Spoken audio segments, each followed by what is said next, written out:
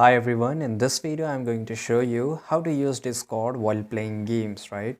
So I play generally GT5 and I use Discord a lot. For example, to do that, generally Discord is used to play games and to connect with the friends. For example, let's say that I just go to this server, right?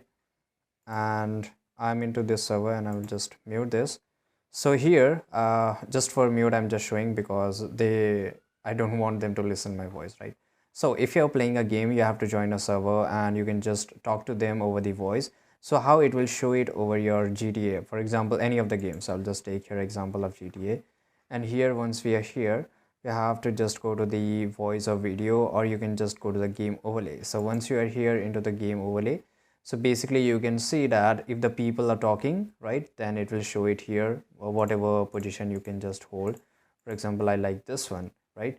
So, and here if you want large or small, whatever, I mean here on the left side it will show some kind of icons, right? So this is how you can do it, and make sure this is turned on, right? And yeah, this is the shortcut key. So once you have done this, make sure you close, and when whatever game you play, right, it will show it over the Discord. So this is how you can use Discord. I hope you found this video very useful. If you did, subscribe.